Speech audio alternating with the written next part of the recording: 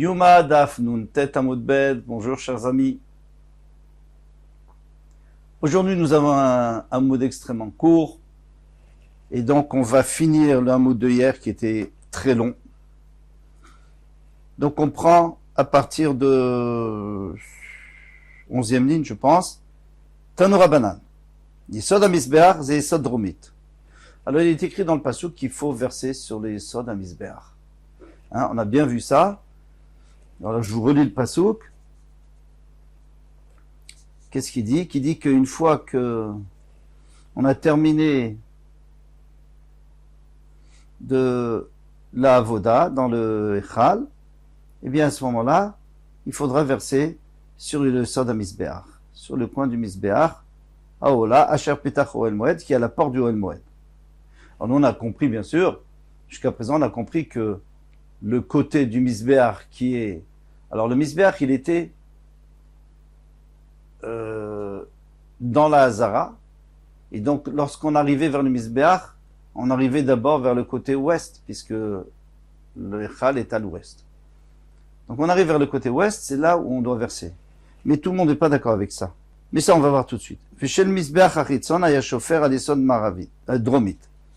Alors notre Mishnah nous avait dit que tout ça c'est pour le Kohen Gadol qui sort du Kodesh HaKodashim et il verse sur le côté ouest. Mais lorsqu'on fait donc un korban sur le Mizbeach Achitzon, sur le Mizbeach de la Hazara, là on verse sur le côté sud, pas sur le côté ouest. Alors c'était pas loin parce que c'était au coin sud-ouest. Donc il y avait un trou au coin ouest et il y avait un trou au coin sud. Donc quand tu viens d'en face, donc tu verses à l'ouest, et quand tu viens du côté sud, puisque, et ça c'est très important, le Mizbeach, d'accord, il a 4 coins, mais où était la pente pour monter? Il était du côté sud du Mizbeach. Donc quand on redescend de la pente, parce qu'on a fini le korban et maintenant il faut verser, on est au côté sud, donc c'est là où il faut verser. Tanura Banan, Yesod HaMizbeach et Yesod Dromit. Le Yesod HaMizbeach par rapport au korban qu'on a fait sur le Mizbeach Achitzon, bien sûr, eh bien, il le verse au sud. Attends, mais Yesod Dromit, est-ce que vraiment tu penses que c'est au sud? Ou non, le Yesod Maravit, peut-être au nord, comme pour le Kohen Gadol Yom Kippour, peut-être c'est, pardon, pas au nord, à l'ouest, peut-être à l'ouest, comme on a vu. Amrat, ben tu vas dire, Yilmad, Yiridato Mina Kevesh, Leitziato Mina Echal. Non, il faut apprendre de la même manière que quand on sort du Echal, on verse à l'ouest. Pourquoi? Parce que c'est devant. Maïtziato Mina Echal Besambuchlo, c'est le plus proche. Parce que la Torah a dit qu'il faut mettre sur le Yesod HaMizbeach qui est en face. Veizeze Yesod Maravi, ça c'est l'ouest. Afiridato Mina Kevesh. Alors lorsqu'il descend du Kevesh, parce qu'il a fait, il descend de la pente parce qu'il a fait sur le Mizbeach Achitzon, mais c'est un Mochlo. Donc le premier qui rencontre, c'est quoi? Veizeze Yesod Dromé. Alors c'est le sud, bien sûr, puisqu'il est tout à fait au sud. Ok, ça c'est notre Mishnah, il n'y a pas de problème. Maintenant, tout le monde n'est pas d'accord avec ça. Tana, Rabbi Ishmael Omer, Ze Veze Yesod Maravi. Rabbi Ishmael dit non, les deux c'est à l'ouest. Les deux il faut mettre à l'ouest. Soit le sang du part de Yom Kippour du Kohen Gadol, soit le sang de tous les korbanot qui restent. Rabbi Shimon Bar Yochai Omer, non, Ze Veze Yesod Dromé, les deux, même le Kohen Gadol, il va aller au sud, il va pas à l'ouest. Alors, ça c'est difficile. Encore Rabbi Ishmael, je le comprends bien. Bishlam, Rabbi Ishmael Kassavar, Yilmad Satumi Mefourash. J'ai qu'à apprendre une chose qui n'a pas été précisée, d'une chose qui a été précisée. Puisqu'on a dit Asher Lifnei Hashem, qui est devant Hashem. Donc, c'est-à-dire que lorsque le Kohen Gadol sort, il va verser sur le côté ouest, parce que c'est lui qui est devant Hashem. Alors, et pour les autres korbanot, je sais pas, alors je fais la même chose. Et là, Rabbi Shimon Bar Yochai, Rabbi Shimon Bar Yochai, comment est-ce qu'il dit que même le Kohen Gadol, lorsqu'il vient vers le Mizbeach, il verse pas sur l'ouest, c'est-à-dire devant lui, mais il va au sud.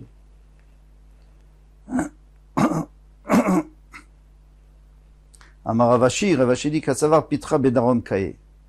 Lui, il pense que la porte du Oulam, donc derrière le Oulam, il y a bien sûr le Echal, eh bien cette porte, elle est elle est au sud du Misbéach. C'est-à-dire qu'ils ont une marloquette pour savoir où il est le Misbéach.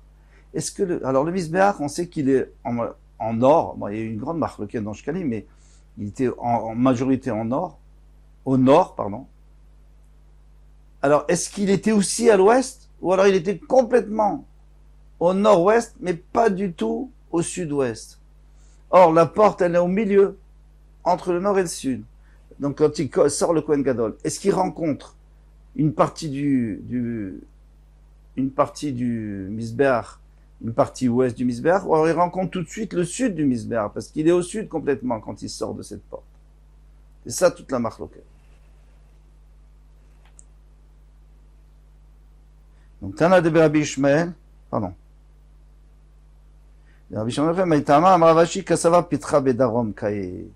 Lui, il pense que la porte, lorsqu'on sort de la porte, on va pas rencontrer le Misbéach, on va rencontrer le Kevesh. On va rencontrer la pente.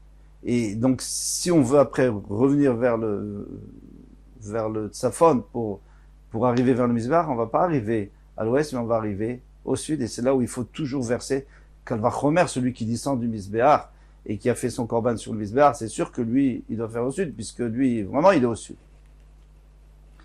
Tana de Rabbi Ishmael, Bede Rabbi Shimon Bar Yochai. Alors, au Beth Midrash de Rabbi Shimon Bar Yochai, les Talmidim, qu'est-ce qu'ils disaient? Ils disaient au nom de Rabbi Ishmael, Zévézé Isod Dromit, que soit le Kohen Gadol, soit les autres korbanot, c'est toujours au sud. Pourtant, Rabbi Ishmael avait dit tous les deux à l'ouest. Hein. Donc, c'est-à-dire qu'il a changé d'avis. Mais si maintenant, si tu veux te rappeler qui a changé d'avis, Mashroua, Gavré, les Gavra. Après le chat de Rashi, Mashroua, Gavré, les Gavra. C'est-à-dire le Beth Midrash de Rabbi Shimon Bar Yochai, ils étaient plus nombreux, c'était tous les Talmidim, ils ont tiré Rabbi Ishmael, qui était un Yachid avec eux. Et c'est juste un siman pour se souvenir. Il y en a qui veulent dire, le riz veut dire que Rabbi Shimon Bar Yochai, ça fait deux noms. Rabbi Shimon, Yochai. Parce que Rabbi Ishmael, c'est un nom. Donc deux contre un. Mais de toute façon, c'est juste un siman mémotechnique. Elu ve'elu mitarvim ba'ama ve'yotzim. Là, on a dit que on a versé dans le trou, à l'ouest, au sud, et ça rentre dans la rigole, et ça va dans Nachal Kidron, et celui qui l'utilise sans payer, hein, parce que c'est un engrais, celui qui utilise sans payer, il a fait une avéra de Meïla. Tanoura Banan, Moalim Bedamim, divrei Rabbi Meir. Eh bien, si on a pris du sang sans permission, du Nachal, du fleuve, on a fait une avéra, on a volé. Rabbi Shimon et Rabbi Shimon et les Chachamim disent non, en Moalim. Non, on n'a pas volé, on a pris. Pas grave. Alors sur quoi il se base? Sur la page. Atkan l'oblié la midera-banan. Toute la marloquette, c'est ce que on a fait un issour de Meila midera-banan. Selon les Chachamim. Avan midoraita en Moalim baem. Mais midoraita, c'est sûr qu'on n'a pas fait de issour. C'est les Chachamim qui ont mis un issour parce qu'ils veulent que les gens payent. Mais Midera Banan, il n'y a pas de problème. Midoraita, il n'y a pas de problème. Il n'y a pas de Meila. Pourquoi? Mina Nevele. D'où a-t-on appris ça? Alors c'est intéressant. Il va y avoir trois réponses pour savoir d'où on a appris du même passouk. Alors je vous lis le passouk, vous l'avez dans Torah Or. Je vous lis le passouk. Qui n'est fait Shabassar, car l'âme de la chair, Badamhu, c'est dans le sang. Vani natativ lachem, mais moi je vous l'ai donné, à la Misbéach, sur le Misbéach, les chaper, pour pardonner à Nafshotechem, qui Adam hu banefesh yechaper, yechupa. Parce que c'est avec le sang que quelqu'un va être pardonné. Alors de ce long passouk qu'on peut apprendre 3 fois. Après il faudra voir prendre besoin des 3 fois. Mais en tout cas chacun a appris d'autre part. Minan emile, amaroula. Alors là déjà il dit Amarkra, le passouk a dit lachem.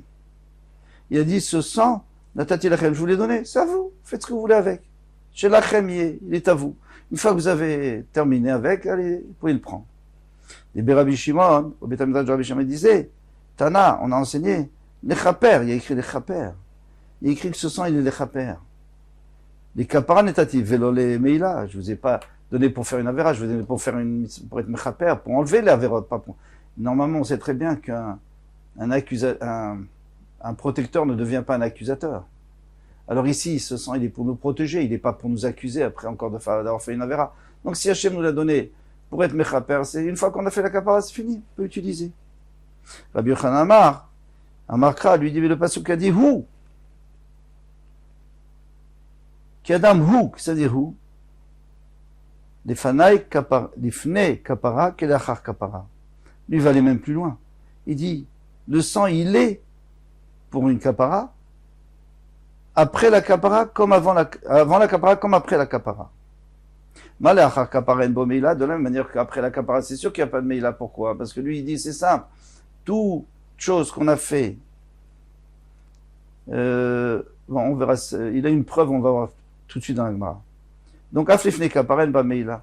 Donc, même avant d'avoir fait la kapara, si quelqu'un avait utilisé ce sang, il n'aurait pas eu de meila. Même avant d'avoir versé sur le misbéach. Vema leachar kapara kelifne kapara. Alors, il pose une question qu'on s'est tout de suite demandé, mais peut-être dit le contraire. Dit que si tu veux comparer les deux, alors dit que de la même manière que avant la kapara, certainement qu'il y a Issour, parce que pour l'instant on n'a pas fait la avoda avec. Alors après aussi. Et même quand il est dans Nachal Kidron, il devrait être assourd. Ma lifne kapara yeshbo meila, avant la kapara mistama, qu'il y a meila. Af leachar kapara yeshbo meila, même après la kapara, il y aura meila. La Gemara répond, en lecha davar shenasim mitzvato ma'alim bo. Ça n'existe pas une chose pour laquelle on a fait une mitzvah, et il y a encore meila.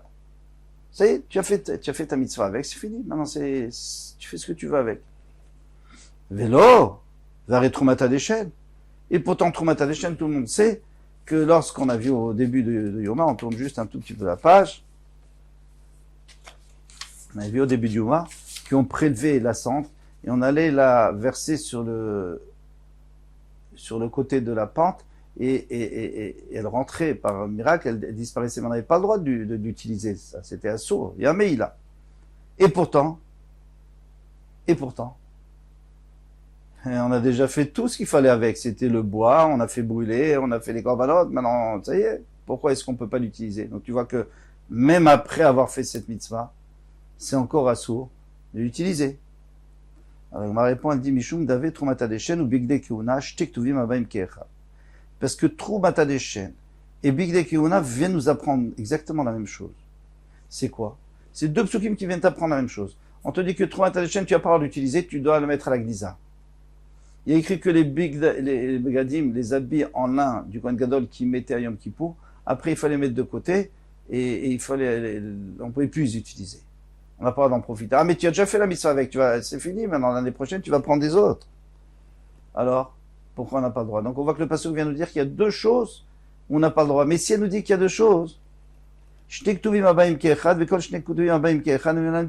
qu'il y a deux psukim qui viennent t'apprendre la même chose, tu peux pas apprendre de là-bas.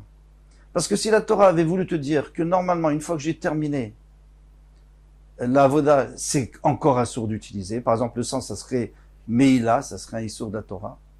Alors dans ce cas-là, le pasuk aurait pu mettre une seule chose, par exemple, pour le déchène, il aurait pu dire, vous savez, pour le déchène, eh bien, pour la cendre, on n'a pas le droit d'utiliser, même après qu'on a terminé. Ou alors, les bigdei keuna, les habits on n'a plus le droit d'utiliser. Alors moi, j'aurais compris, puisque le pasuk est makpid, puisque la Torah, elle veut pas qu'on utilise des choses qui sont kadosh, même une fois qu'on n'en a plus besoin. Alors c'est tout, dans tout le chasse, c'est comme ça, dans toute la Torah, c'est la même chose. Et si la Torah dit dans deux endroits, c'est pour te dire, attention, ces deux endroits-là, mais les autres endroits, non, tu as le droit. Alors tout va bien. Mais ça, c'est la souillade de demain, d'essayer de voir qu'est-ce qui se passe, est-ce que tout le monde est d'accord avec ça? Pas évident. Donc on va laisser ça pour demain, Bezrat Hashem. Ça, pour l'instant, on a touché à ce yesod, à cette base de la Torah qui est très importante. S'il y a deux psukim qui viennent d'apprendre exactement la même chose, eh bien, c'est pour te dire que c'est que dans ces deux-là, mais pas dans le reste de la Torah. Le reste de la Torah, tu fais ce que tu veux. Kol tu va demain, Bezrat Hashem.